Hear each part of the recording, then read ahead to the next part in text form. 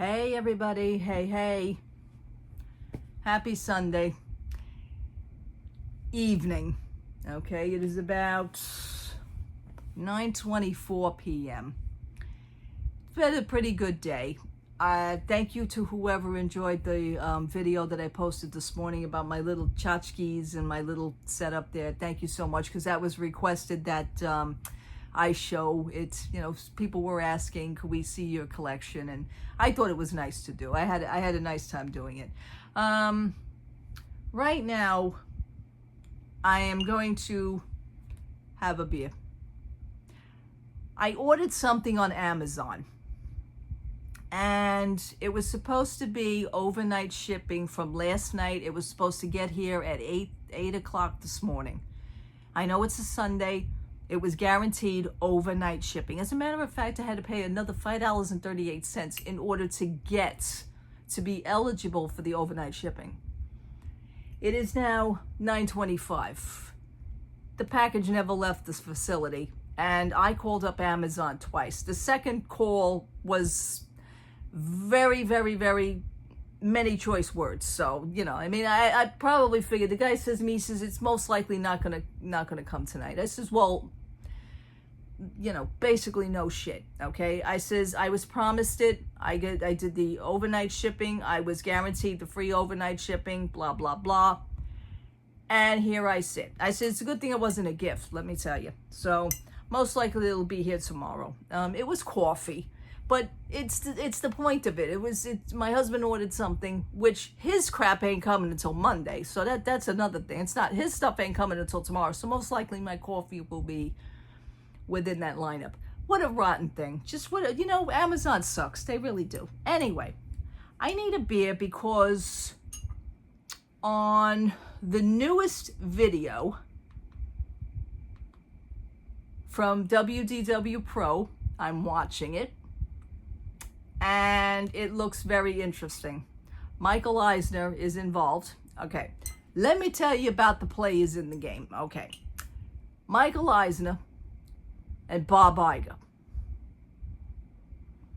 There seems to be a little tiff happening, because we all know for a fact that Bob Iger, either he doesn't like Eisner or Eisner really doesn't like him. I think the feeling is mutual both ways. I think it's a two-way street on that. And we've known that since the Jimmy Kimmel situation. So that kind of sparked a whole new soap opera. So I'm going to sit here and have a beer while I'm going to watch WDW Pro, because I think I need to.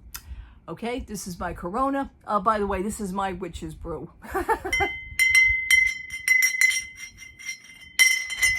How's that? How did I do that? Tapping the bottle? Tapping the can? I'm going to do it with the bottle. It's annoying, isn't it? It's very annoying, right?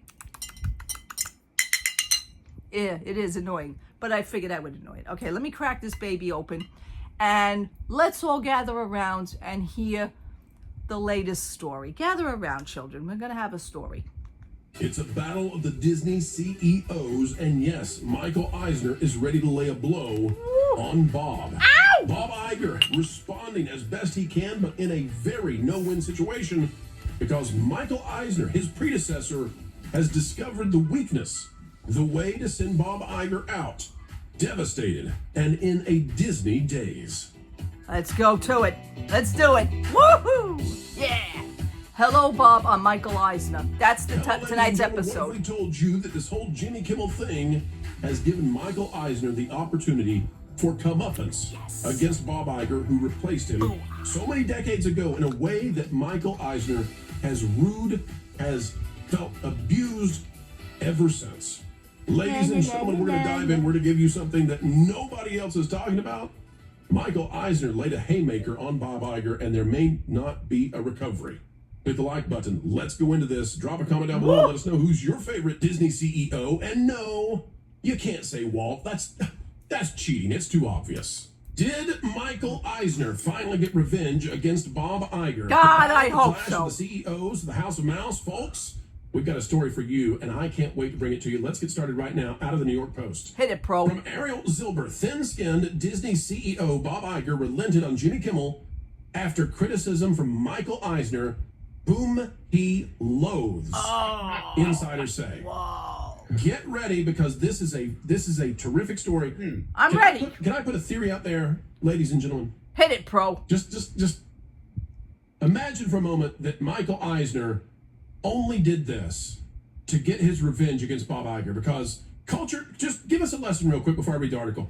Culture, how is it that Michael Eisner left the Disney company and Bob Iger came into being the CEO? How did that happen?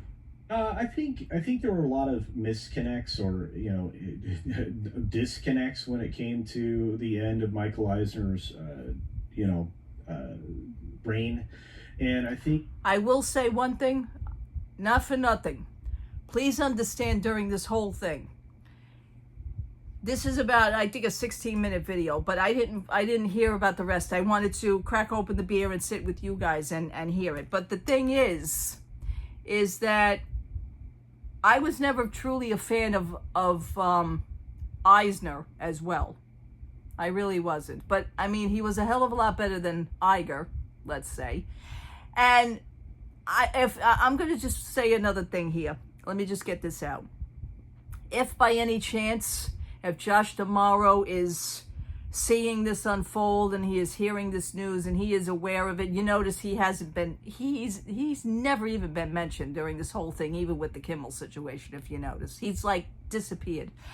If he was smart, and I come from the heart when I say this, and I'm not kidding. If he was smart, he would look for another line of work somewhere else. If I was him, I would not take the job as CEO, and I would get the hell out of this company. And quick. That's my thing. You heard it from me. And now we shall continue.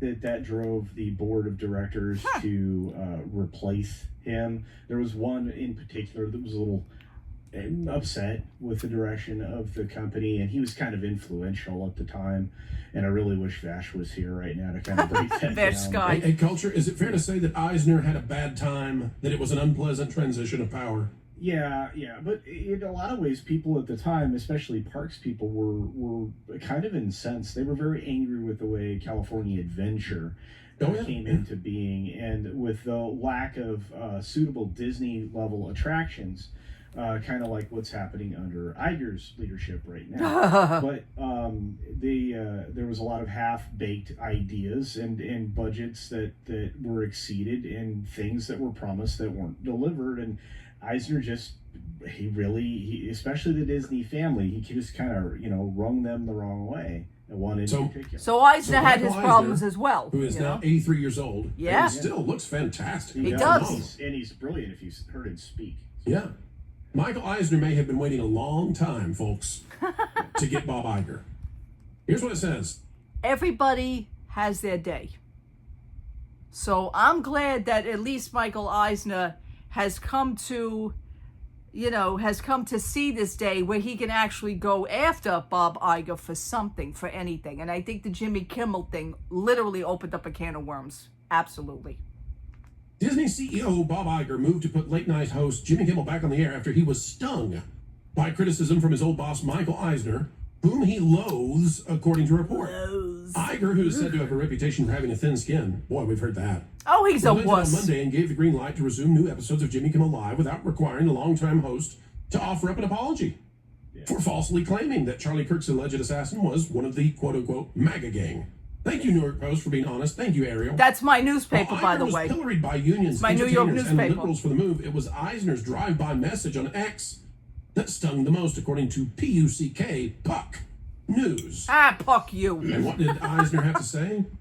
Well, Puck in a rare you. public rebuke, Eisner, whose bruising mid-2000 succession battle with Iger is said to have soured the relationship between the two men, wrote on an X post last week asking, where has all the leadership gone? Yeah, he did. Eisner accused his successor of failing to stand up to out-of-control intimidation. Because by he's the a FCC. wuss. But may I posit an idea, ladies and gentlemen? And what I would posit to you is, maybe the argument doesn't matter as much as the opportunity to zing Bob Iger. Bob Iger is going out of Disney in less than a year, almost certainly, unless he gets another delay. He's always been this guy who's perceived as being one of the best CEOs of all time. That's got to have been, it must have been, a hard thing for Eisner to swallow. And now in the farewell It's personal. campaign of Iger's It's personal. twilight time at Disney, It's personal. Eisner gets the chance to just absolutely put him in an unwinnable situation. So Iger does what Eisner has complained about. Right. Iger tries to remedy it by bringing back Jimmy Kimmel. Now half the stations or half the population across America will not watch Jimmy Kimmel because the affiliates are rejecting that and saying, Now no, all he's of too a awful. sudden, And what does that mean? where's all the fans that were sticking up and picketing for Jimmy Kimmel with the freedom of speech and all that other crap? But oh, we love Jimmy Kimmel. Everybody just tuned in to watch the monologue, and we all know about that now. So, where are they? Because I'm going to tell you something, the ratings numbers did not do as well as people really dreamt about, okay? You can pretend all you want. It really didn't happen the way you're thinking. Ha. It means that Eisner has managed to put Iger in an even worse position than he was before. So I go to you first, Marvin. Well, no, actually, Paul, either one of you, whoever wants to take it first. Just your thoughts on whether or not this was an opportune moment for Eisner to finally get his comeuppance Why not? over Bob Iger, Why not? a man who was untouchable for so long, but now stands at the precipice of being viewed very badly by It took those years. whose opinions he cares about the most. Good things come to those who wait. The timing is weird. Weird. I don't understand the timing. But Eisner never weighs in on politics. You at had all. the shot and you took it. You went with But it. this one I don't time, understand the timing. that's what. Well, that's exactly why I'm theorizing what I am. That this was the chance to. He saw the opportunity. He went with it. He took it. That's it. He lived in the moment. Eisner saw the opportunity. Bang. That's it. He went for it. You can't wait, because if you wait and you pass that by, you may never get another shot. I totally get that. Hit Iger in a way that he could never do before, because it's unwinnable. Hit him where he I mean, lives. he's checkmated no matter what he does. The left was either going to turn on him, or the market was going to turn on him. Iger loves the left. Iger loves a yacht a lot. That's right, folks. I said it. He loves a yacht a lot. He loves when the market rewards him. Thus, it's unwinnable. He can't have both. Maybe he could have neither. He's going with having the left on his side, but even the left now derides him for even pausing Kimmel for a day or two. Oh, he got creamed for that. That's right. Yeah. That's Will they right. forgive him now? No, never. The left never forgives. You have to swallow the entire catechism or nothing at all. Look at what happened to J.K. Rowling. J.K. was one of the biggest feminists of all time. Right. Wow. She only disagrees with him on 1% on the trans Yeah, issue. she That's just it. said that lady penises shouldn't be in women's faces. Oh. That's the best way to put it out. Women wieners can't come in here. That was JK's statement. And that was it. That was the extent of her concern. But you have to Pretty wild. You have to eat the entire enchilada. And if you notice, Josh D'Amaro is nowhere mentioned. It's like he's been forgotten about since this whole situation went on. Love it. Love it. I may have to fast forward this a little, because then they get into another conversation. So or you're out. I'm gonna. I think Eisner gets a bad rap for the last couple of years of his reign with the company, but you have to look at the things that Michael Eisner did as CEO. I mean, he pulled that company back from the brink. He had the largest. The stock is obviously much higher now because obviously it's a different time, it's inflation and whatnot. But he actually had the biggest stock percentage increase of any CEO in Disney history. I mean, he pulled that up. He started the Disney Renaissance. He built Disney's MGM Studios. He was more of a showman. He was more of a Walt type character, because Michael Eisner was always, like before, like the Disney Channel Family Movie of the Week or ABC Movie of the Week. Yeah. There's Michael Eisner on the screen welcoming you go. to the movie. It's something Bob Iger never does. That's right. Bob Iger He never shows his puts himself face out in front of the people. Michael Nope. Eisner did that all the time. He was an ambassador of. You think he would be going up and down Main Street shaking people's hands and shit? No, he doesn't. He doesn't do any of that. He never even sets foot in the park, folks, and you really know that, okay? Bob Gurr, God bless Bob Gurr. I mean, he's in his 90s. He's having his little troubles right now with his back. I believe he had a little back surgery, and right now he's doing rehab, but he's still out and about. He goes up and down Main Street. People will see him. He is seen. He is out there. People love him. What does Bob Iger do? Nothing. Sits in his cozy office. Oh, please. Brand, in a way Bob Iger has never been able to do. The only thing Bob Iger has ever been able to do is spend other people's money There to you go. buy things. He ain't that spending then mine brings because in. I ain't giving it. Michael Eisner actually created, whereas Bob Iger just appropriates. So I think that Iger has a lot of inferiority complex when it comes to Eisner. So when Eisner's just being like, where's the leadership? But that's got to light a fire under Bob to be like, I'll show you leadership. So yeah, I think there's a lot to this. That I think the Eisner comment really lit a fire under Bob, for better or worse. Yeah, it hit Egos- him where he egos lives. are strange things. You can Definitely. think that people don't have them at certain levels. It's Robert. actually the opposite. It's way bigger. It's a way bigger offense. And when we're talking about in the twilights of your career, we're talking about legacies and how you think you're going to be perceived. In the Twilight Zone. This I think went straight to the heart of Iger. Culture, you've paid close attention to the Disney company for years and years. I want to give you the opportunity to weigh in on the Eisner versus Iger situation. And I think we've probably come to just about the end of it. I don't think we're going to get any more big waves. I think this is the final battle between these two guys. And Oh, no, Eisner I don't essentially think so. won. Well, yeah, I mean, my assessment's very similar to what Marvin would say. I mean, he was more of an in your living room kind of a. Yeah. Kind of a, Even a though I didn't care for CEO. him either too much. He was there with you. He was still better than wonderful Iger, that's world for of sure. Disney. He kind of You never know what you have reinvigorated until a you lot of lose it in a traditions way. within the Think of Disney that. company, and at least, and if Ash was here, he'd probably also mention, really push things towards the Disney University and the golden age that he restarted. A lot of his efforts were there to get, to get a lot of deals completed for Iger. Iger didn't really do much in his tenure. He really wasn't a visionary. He was good at acquiring things, and that's going to be his legacy. He acquired things to then, before he left, destroy them. And, the conversation around his hubris will be something that we'll talk about for years, especially since he wrote a book that was supposed to be his exit window called Ride of a Lifetime. Well, it wasn't done yet. And this is the disaster of a lifetime at the end of the road.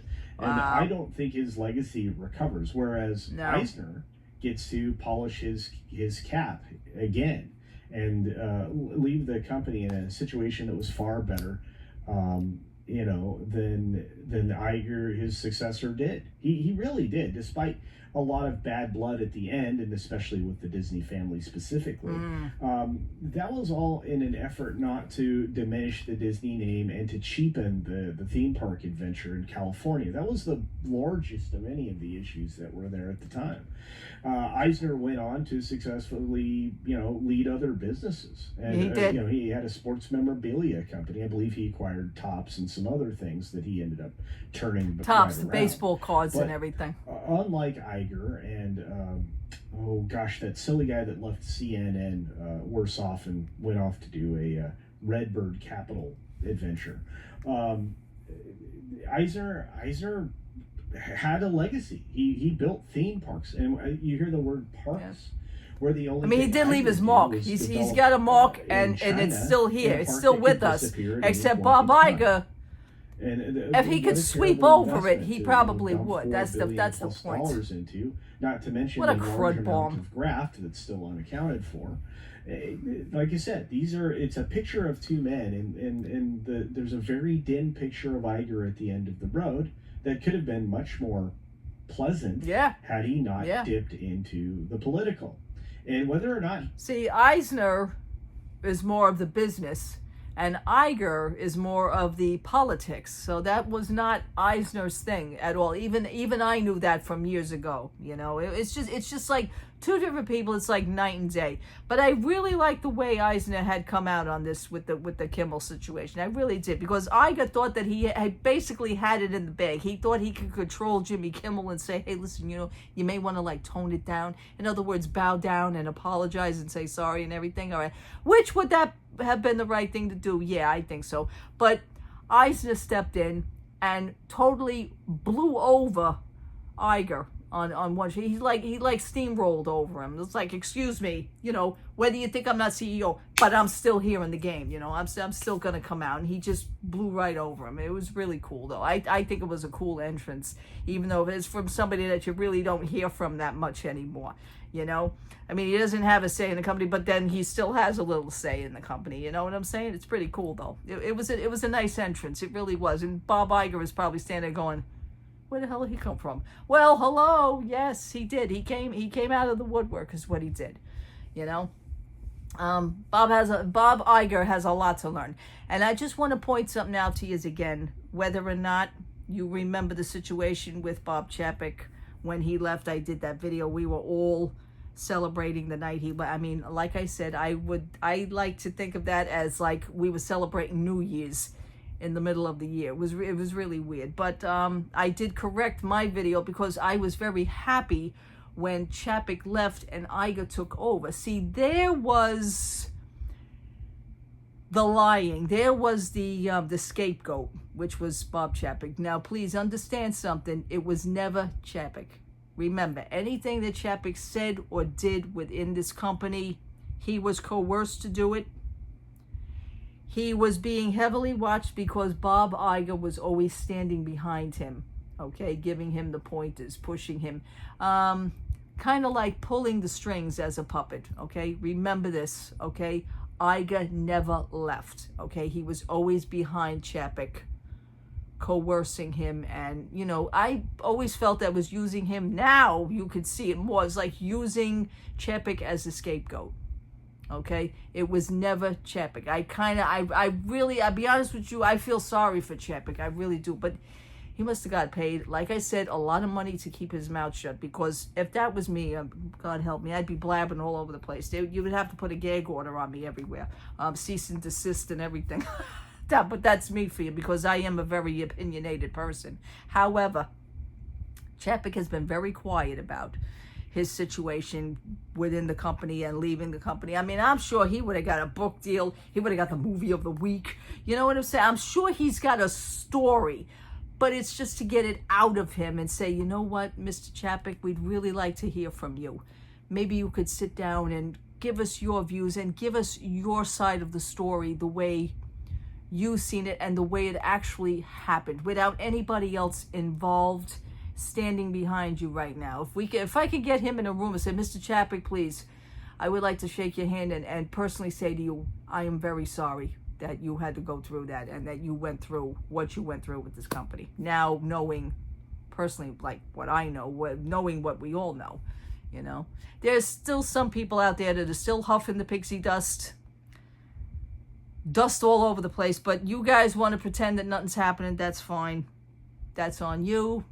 I see it as a different way, I just love news like this. I really do. Okay, I may have to fast forward this a little bit because what they're talking about doesn't really interest me. Takes a political stance because, as you all right, is easy to make. And let me see. For all his acquisitions, Iger didn't do anything. Somebody tell me what he did. He did nothing. He built more cruise ships. Nothing. I actually took Bob Iger's masterclass. Yeah. I had to do it for a client that I was writing for at the time. And it was literally just like, well, this is how I bought Pixar, and this is how I bought Marvel. And I'm like, he's literally just walking you through him buying things. I already know how to buy things, Bob. I use Amazon every day. Don't mention Amazon, please.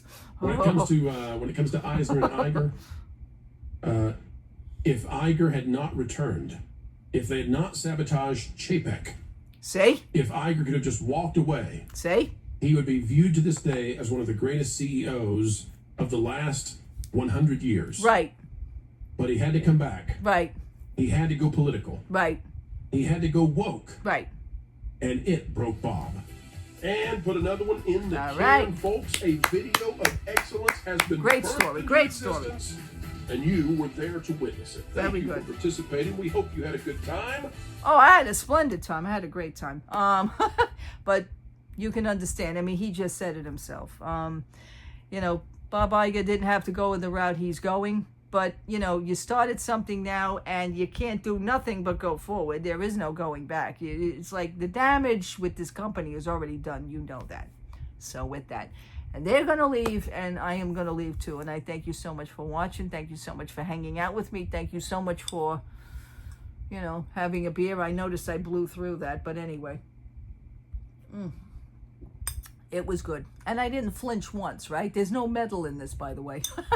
Yeah, I know. I keep zapping the fact of the Witch's Brew, and I will be talking about that in another video. Maybe I'll do that tomorrow, because I saved the can, but I'm reading the ingredients, and the ingredients is totally shocking. Okay, just think of the amount of shit you're putting in your body just from that. I mean, I was right on certain things, and a friend of mine had looked it up for me, and she, you know, helped me open my eyes, even though I mentioned it to this person, and she actually looked it up, and what I knew kind of confirmed what I was saying, especially with the metal taste. Ugh. Anyway, love to all. Happy Sunday again. God bless you. Have a wonderful night. Be safe out there. Get a good sleep. I'll talk to you tomorrow. Take care, everybody. Bye-bye.